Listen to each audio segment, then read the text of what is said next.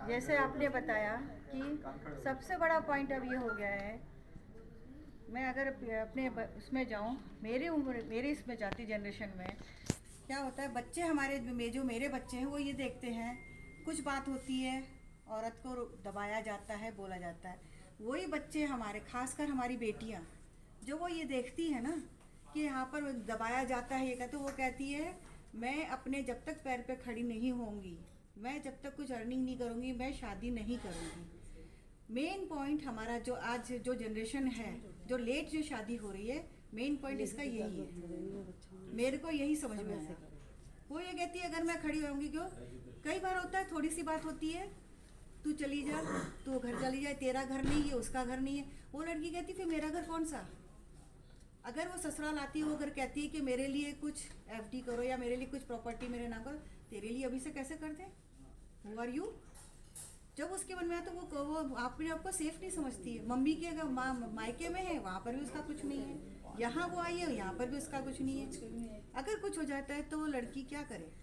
तो ये जो मन में जो डर आ गया है लड़कियों में, इसीलिए लड़कियां शादी करने से कतराने लगी और टाइम चाहती हैं। ये पॉइंट। मेरा नाम अंजू खंडेलवाल। मुझे लगता है कि विवाह को असफल बनाने का एक मेन मुद्दा ये है कि आज हम लोग अपने परिवार में बहुत एकांकी हो गए हैं, और परिवार में हम लोग शादी के महत्व को न समझ करके हम अर्निंग के महत्व को ज़्यादा जोर देते हैं कि हम फाइनेंशियली सिक्योर हो जाएं और फिर हम वो कर लेंगे शादी। परंतु ऐसा नहीं होता है। हम सही समय पर अगर शादी करेंगे तो फाइनेंशियली सिक्योर के साथ साथ सामाजिक भी सिक्योरता हमें ज़रूरी है। मैं यही बोलना चाहूँगी, शिक्षा की महत्वता है, शिक्षा बहुत उचित, लड़की हैं लड़के बहुत बढ़ रहे हैं, पर इन सब के साथ में जो परिवार को बांधना है वो अधिक समय होने के कारण उनमें सामंजस्य नहीं बैठ पाता है। इसलिए उनको शिक्षा के साथ साथ हमें ये भी समझाना है उचित समय पे सब कार्य बहुत ज़रूरी हैं।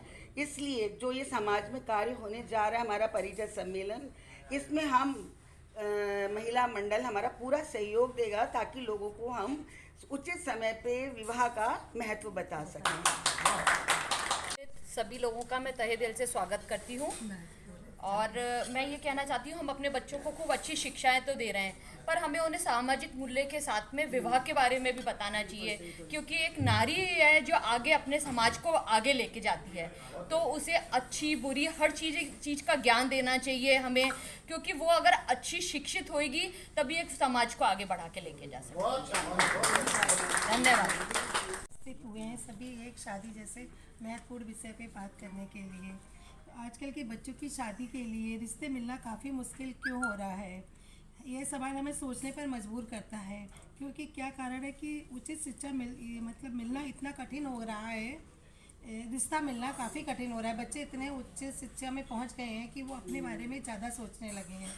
पहला कारण मुझे लगता है आजकल के युवा अपने जीवन साथी को विशेषज्ञता और समर्पण के साथ चुनना चाहते हैं। उनको लगता है कि जो रिश्ता चुनौतीपूर्ण, जो हम लोग को ये रिश्ते सब चुनौतीपूर्ण बना देते हैं, क्योंकि काफ़ी मुश्किल हो गया है इस तरह के रिश्ते मिलना। फिर दूसरा कारण मुझे लगता है कि आपसी समझ की कमी और सहमत की अभावशीलता, जिसकी वजह से हम एक दूसरे के साथ मेल नहीं हो पाता है उन बच्चों का। तीसरा कारण लगता है आर्थिक मुद्दे। बच्चे खंडेलवाल बरेली से, संयुक्त परिवार का ह्रास होना और एकाकी परिवार का होना, बच्चों की हठधर्मिता बढ़ना, बच्चों के ऊपर माँ बाप का नियंत्रण खत्म होना, शादियों में देरी का सबसे बड़ा वजह यह है। धन्यवाद। मेरा नाम अखिल है, बरेली से हूँ। बरेली में जो परिचय सम्मेलन ऑनलाइन होने जा रहा है, इस संबंध में ये बताना चाहता हूँ कि आजकल इसकी आवश्यकता ही इसलिए पड़ गई है कि आजकल समाज एक दूसरे को जानता और पहचानता तो है, पर किसी की जिम्मेदारी लेने से बचता है।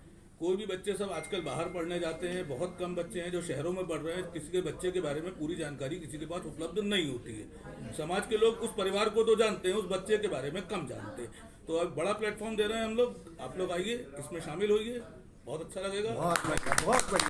आज हम जो बरेली में आयोजन कर रहे हैं, ये केवल आप ये मत मान करके चले कि ये बरेली का आयोजन है। ये हमारा जो आयोजन है वो पूरे समाज को, पूरे देश और विदेश तक रिप्रेजेंट करता है, एक मैसेज जाता है। क्योंकि आज हमारी मुख्य विषय जो है, समस्या ये हो रही है कि वैवाहिक समस्याओं का समाधान और समाज को हमारी बचाए रखना। तो ये जो चैलेंज है ना, इस चैलेंज के संदर्भ में हम ये आयोजन कर रहे हैं। इतनी मेहनत क्यों कर रहे हैं? उसका एक कारण ये है कि जो एक समाज में बदलाव आ रहा है। आज होता क्या है, हर 3 रिश्ते में से, जयपुर का एक ये हालत है कि हर 3 रिश्ते में से एक रिश्ता टूट रहा है ना। तो ये जो टूट रहा है, इसका मुख्य कारण क्या हो सकता है और हम उसमें क्या मैसेज देना चाह रहे हैं, है ना। दूसरा ये है कि वैवाहिक जो है वो व्यवस्थाएं इतनी ज़्यादा चैलेंजेबल बन गई है कि हम मतलब किसी से भी बात करते हैं। अभी आज एक बड़ी अच्छी बात हुई थी कि एक परिवार में 3 बेटियां हैं, एक की 37 साल, एक 32 साल और एक 30 साल की। अभी 37 साल की शादी हुई तो उसने ये बोला कि भाई मेरी शादी करो, उसके मामा ने उसकी शादी करवाई, उनके पेरेंट्स को बोला कि भाई शादी तो करो। एक छोटी जो थी उसने कहा था कि भाई आप करो या ना करो, मैं तो कर रही हूँ, और उसका 8 साल का बेटा है, वो 30 साल वाले की स्थिति। और एक तीसरी जो है 32, उसने कहा कि भाई ठीक है, मैं तो अपने हिसाब से माँ बाप कर ही नहीं रहे, तो बोले मैं मेरे हिसाब से मैंने अपना जीवन साथी चुन लिया और मैं उसके साथ में रह रहा हूँ। तो स्थितियाँ, और हमको किसी मतलब कमिटमेंट या किसी में नहीं, हमारी कोशिश ये है कि किस तरीके से हम इस पूरे समाज को बचा सकें, है ना।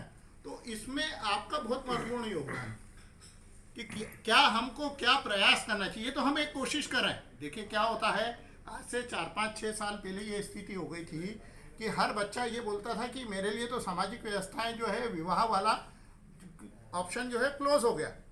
हमने अभी 2, 3, 4 साल में कोशिश करी तो एक सामाजिक व्यवस्थाओं को कहीं ना कहीं पुनर्जीवन मिला, ऑक्सीजन मिला।